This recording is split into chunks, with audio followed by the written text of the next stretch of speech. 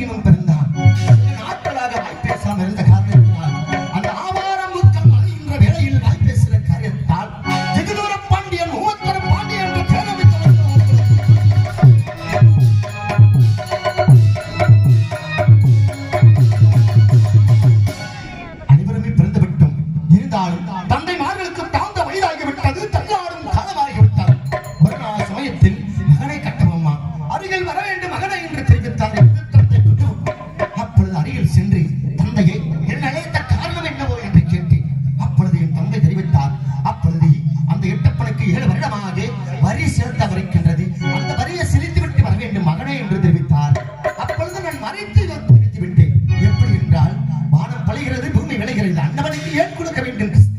திரை வட்டி அப்படி என்று தெரிவித்துவிட்டு எங்க குல ஆசாரப்படி காலையில் காடவேட்டையும் மாலையில் முயல் வேட்டையும் ஆடுவது வழக்கமாகும்.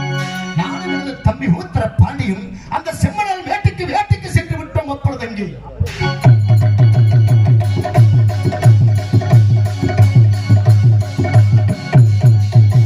செம்மணல் வேட்டைக்கு சென்றவுடனே முயலாகப்பட்டது ஓடிக்கொண்டிருந்தது. 7 நாய்களும் எரிந்து சென்றது. வெகு தூரம் சென்றவுடனே அந்த 7 நாய்களும் எகிப்தில் ஒரு முயலாகப்பட்டது 7 நாய்களும் எகிப்து நிற்கின்றது. இந்த வெள்ள முயலுக்கு வள வீரம் இருந்தால் இந்த மண்ணுக்கு வள வீரம் இருக்கும் என்று சொல்லி அந்த இடத்திலே கோட்டையை கட்டினார்.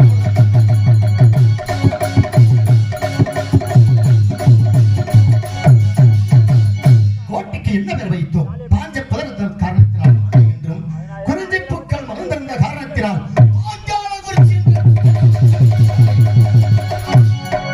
அப்படி இருந்தாலும் நான் பிறந்ததோ 1760ஆம் ஆண்டு. எனக்கு பதவி ஏற்று விழா வைத்தது 1790ஆம் ஆண்டு.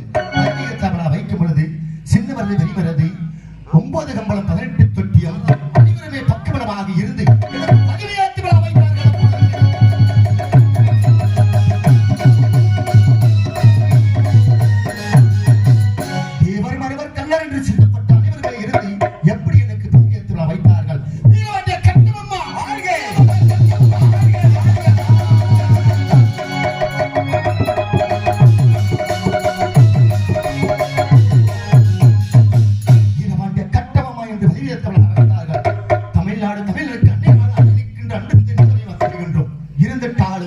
நேருக்கு நேர் நின்று வரி கேட்க முடியாமல் அந்த எட்டப்பன் என்பவன் 6000 மைலுக்கு அப்பால் உள்ள ஆங்கிலேய வெள்ளக்காரனுக்கு ரிப்போர்ட் கடிதத்தை அனுப்பிவிட்டான்.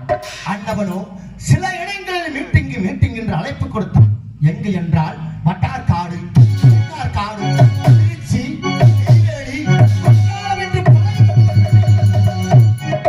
எங்கேயுமே செல்லவில்லையே. இறுதியாக ராமநாதபுரம் எழுகோடு கட்டடத்தில் சமரச பேச்சுவார்த்தை மீட்டிங் என்று அழைப்பு கொடுத்தான். நானும் என்ற தம்பியும் 9 கம்பளம் 18 தொட்டியும் மதியில சிறந்த ஜவான் தானாவதி பிள்ளையார் அனைவருமே சென்றோம். அப்போது ராமநாதபுரம் சென்றவுடனே அந்த ஜாக்சன் துரையம்பவன் என்னை பார்த்து கேட்டான். என்னவென்று கேட்டான். நீதான் கட்டபொம்மனை மும்போனோம் அப்படி அவன் கேட்க நான் என்ன தெரிவித்தேன்? இந்த பரிங்குத்தலை கூட்டத்துக்கு பட தலைவன் நீதான் ஜாக்சன் துரையம்பவனா என்று நான் கேட்டேன்.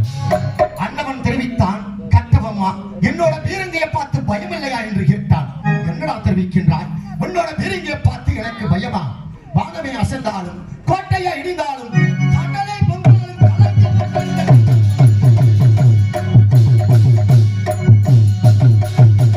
அப்பொழுது ஜாக்சன் துரையம்பவன் தெரிவித்தான், கட்டபொம்மா நீயோ பேச தெரிந்தவன், உன்னோட பேச இயலாது. இருந்தாலும் 7 வருடமாக ஏன் வரி செலுத்தவில்லை என்று கேட்டான். நான் தெரிவித்தேன், ஏண்டா கொடுக்க வேண்டும் வரி? எதற்காக கொடுக்க வேண்டும்? வானம் பொழிகிறது, பூமி விளைகிறது, எங்களோட வயலுக்கு வந்தாயா? ஏற்ற பெருத்தாயா? நீர்வாட்சி விடுதலில் நிறைய கண்டாயா? அல்லது எங்கள் பெண்களுக்கு மஞ்சள் எடுத்து பணிபுரிந்தாயா? ஆமாடா மச்சான் வானகட்ட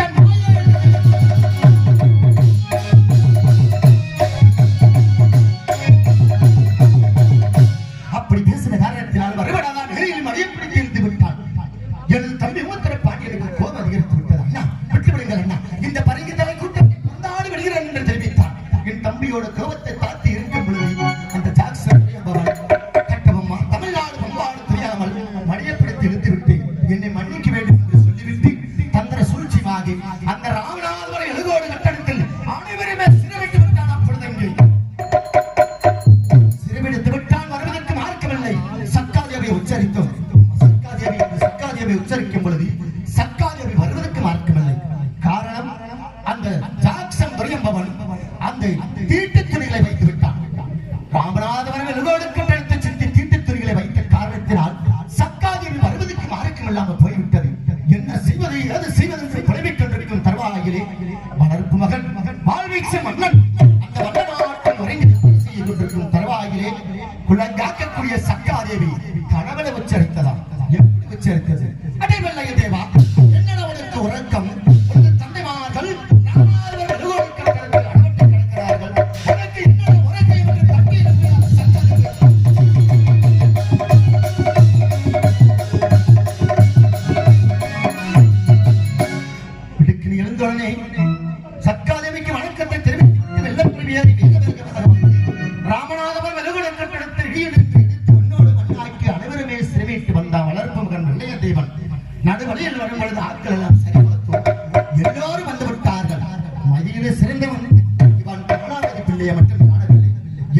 செல்வதென்று பட்டத்து மாமா கோடங்கி நாய்க்கிறாரை முத்துக்குறி போட்டு பார்த்தோம். அப்பொழுது எனது பட்டத்து மாமா தெரிவித்தார், மந்திரியோ நரித்தந்திரம் படித்தவன் 40 நாளும் 48 தினங்களுக்குள் வந்து விடுவான். அனைவருமே பாஞ்சைக்கு வந்தோம். 40 தினங்களும் கலைந்தது. மந்திரி வந்தான். வந்தது வராதுமாக என்னோட சிவசுப்பிரமணி காதல் விழா நடத்த வேண்டும், சில நெல்லுப்பொருள் வேண்டும் என்று கேட்டார். நான் தெரிவித்தேன், மந்திரி அவர்களே, தாங்களுக்கு தெரியாத யோசனை ஒன்றுமே இல்லை. இருந்த நெருக்கான வளர்ப்பு மகன் பகதூர் வெள்ளைத்தேவன் திருமணகாரியம் சிதறாகிவிட்டது. அடுத்த வருடம் எடுத்து நடத்தலாம் மந்திரி என்று தெரிவித்தேன். இப்பொழுது கண்டுள்ள பிரகாரம் என்னோட காதல்களாவை பார்த்துத்தான் ஆக வேண்டும். எங்கேயாவது சென்று கத்திக்காவது கடனுக்காவது நெல் வாங்கி வருகின்றேன் என்று சொன்னார். மந்திரி அவர்களை, எங்கு வாங்கி வந்தாலும் அந்த கடனை நான் கட்டுகிறேன், சென்று வாங்கி வருவாய் என்று தெரிவித்தேன். நான் தனித்து சென்றால் யாரும் நெல்லு பொருள் தரமாட்டார்கள். உங்களோட பட்டாபாலை வாழ்த்து விடை கொடுத்தால் குறிப்பாக பாளையங்கோட்டை சென்று 136 வட்ட நெல்லையும் வட்டிக்காவது கடனுக்காவது வாங்கி வருகின்றேன் என்று சொல்லி சென்ற மந்திரியானவன் இன்று வரை காணவில்லை. ஒன்றுமே புரியவில்லை. மந்திரியை எதிர்பார்க்க வேண்டும். அதுக்கு முன்பதாக எனது தம்பி உமுத்திர பாண்டியன் அந்த உயாரத்தில் செல்ல நகரில் வந்திருக்கிறான். தம்பி வரவழைக்க வேண்டும். அதுக்கு முன்பதாக கோட்டை ஆசிரியரை அழைத்து தம்பியை வர முடிய செய்ய வேண்டும். இதோ